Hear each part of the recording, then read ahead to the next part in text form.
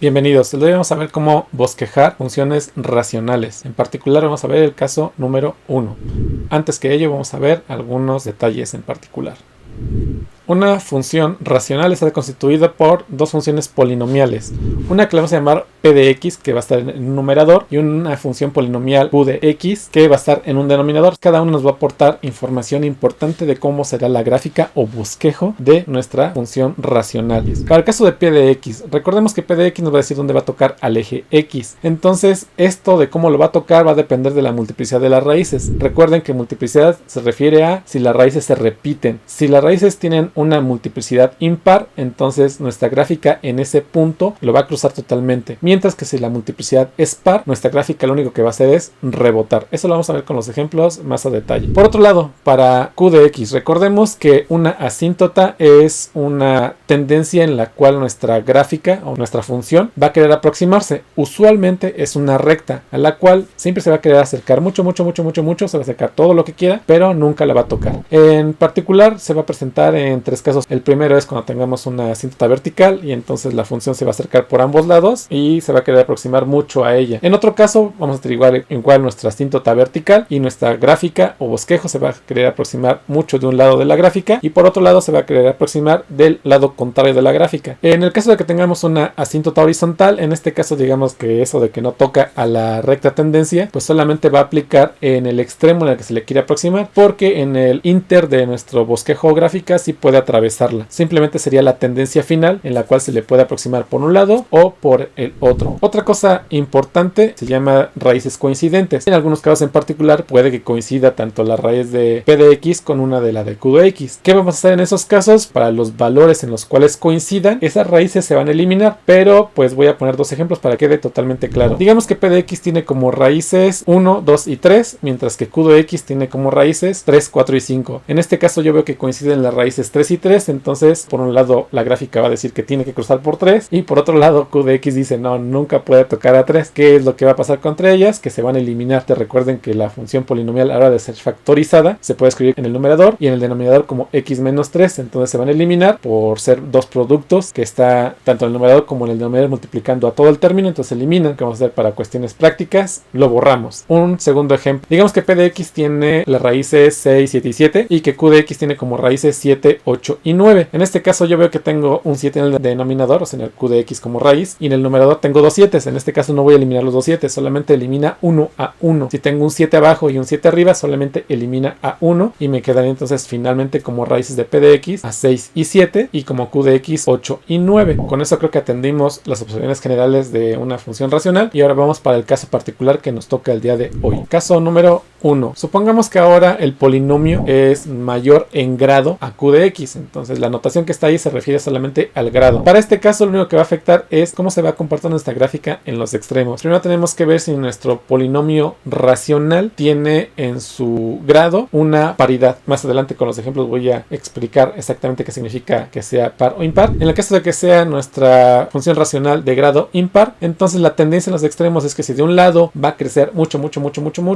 hacia los positivos, entonces en el lado contrario de la gráfica va a ir creciendo mucho hacia los negativos. Por otro lado, si de un lado de la gráfica decrece mucho hacia los negativos o crece mucho hacia los negativos, entonces del lado contrario de la gráfica va a crecer mucho hacia los positivos, o sea tiene comportamientos contrarios en los extremos diferentes de la gráfica. Por otro lado, si nuestra función polinomial es de grado par, entonces pues se va a comportar idéntico o similar en cuanto a la tendencia en ambos extremos de la gráfica. ¿A qué me refiero? Que si de un lado va a crecer mucho, entonces del lado contrario también va a crecer mucho hacia la parte positiva, hacia arriba. Por otro lado, si nuestra gráfica en un extremo del desarrollo bosquejo vaya mucho hacia los negativos, entonces en el otro extremo de la gráfica también va a ir mucho hacia los negativos. Vamos a los ejemplos en particular para que quede todo claro. En este caso yo veo que el polinomio de arriba, o sea p de x, es de grado 3 porque tengo una x cúbica que es la potencia más alta ahí, y en el polinomio del denominador, o sea q de x, yo veo que es de grado 1. ¿Cómo voy a saber el grado total total de mi polinomio racional. Digamos que para mí, para que no haya pierde, simplemente sumo. Es como si fuera un grado 4, que realmente no es así. Pero digamos que lo que me interesa es que si es par o impar. Entonces 3 y 1 es un 4, entonces es un grado par. ¿Qué significa eso? Pues que mi bosquejo o gráfica que voy a tener de mi función racional va a tener el comportamiento en los extremos, que si de un lado crece, del otro lado también va a crecer mucho. Si de un lado decrece, del otro lado también va a decrecer. Ahora, de estos dos comportamientos, ¿cuál es el que va a dominar? Este comportamiento lo va a determinar totalmente los coeficientes de las potencias más altas que tengan mis polinomios. En este caso yo veo que tengo un 5 que acompaña a la x cúbica y tengo un 3 que acompaña a la x. Voy a tomar ambos, los multiplico y si este resultado es positivo, significa que mi gráfica de un lado va a ser totalmente hacia arriba, del lado positivo de las x, y entonces como es par, también del otro lado va a ser positivo.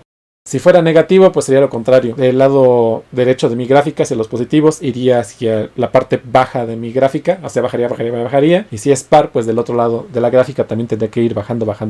Tengo esa observación, ya sé que en este caso es 5 y 3 es positivo, entonces va hacia arriba. Entonces ya sé que mi gráfica va a crecer en ambos lados hacia los positivos de y.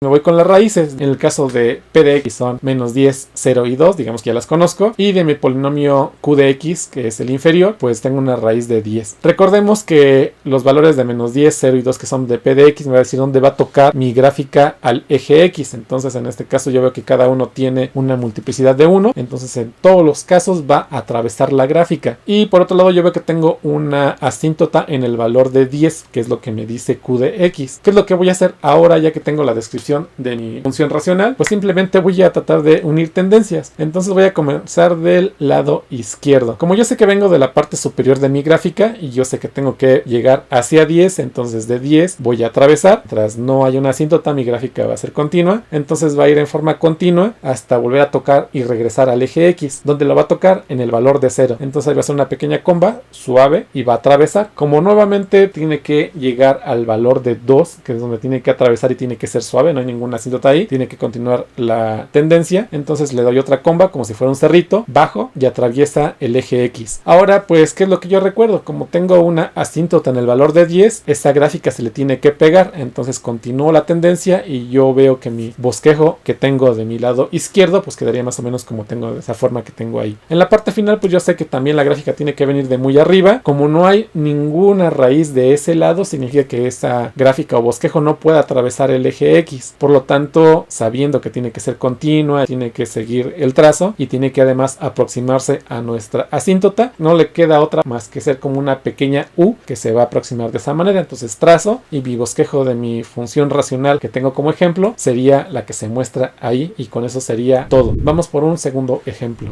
Para ese segundo ejemplo yo tengo que la función polinomial del numerador, que es p de x, es cúbica y la función polinomial del denominador es cuadrática. Como les dije, sumo, entonces me queda 3 más 2 un 5. En este caso la función racional digamos que es impar. Lo que me queda es que si de un lado va a crecer mucho, del otro lado va a decrecer demasiado. Si de un lado decrece demasiado, del otro lado va a crecer demasiado. Entonces pues ahora tengo que ver cuál de esos dos comportamientos es el que va a dominar. Dijimos que nos íbamos con los coeficientes que acompañan a las potencias más altas de mis dos polinomios. En el numerador yo sé que tengo menos 4 que acompaña a la x cúbica, y en el denominador tengo un 2 que acompaña al x cuadrado, que es la potencia más alta. Tengo un negativo arriba, un positivo abajo, me queda más por menos es menos, y entonces la tendencia que va a dominar hacia el lado derecho de mi gráfica es que mi gráfica va a venir de la parte inferior, y entonces del lado negativo de las x va a venir de la parte muy arriba, porque nuestra función racional es impar. ¿Qué voy a continuar? Pues me voy con las raíces. Nuevamente, para no entrar en mucho detalle, pues supongo que ya conozco las raíces de mis polinomios. Para el caso de mi polinomio p de x, digamos que mis raíces ya conocidas son menos 5, 2 y 10. Para el caso de mi denominador, que lo pueden encontrar por fórmula general de segundo grado o algún otro método que quieran probar, es menos 5 y 5. Ya que tengo mis raíces, recuerden, p de x me dice dónde va a tocar a mi eje x, y mi q de x dónde va a haber una asíntota. Entonces, pues primero coloco mis raíces. Yo tengo en menos 5, en 2 y en 10. Y luego coloco mis asíntotas, que estarían menos 5 y en 5. ¿Qué es lo que yo veo con menos 5? Que coincide una raíz con una asíntota. Recuerden que en esos casos, entonces yo borro una de un lado de p de x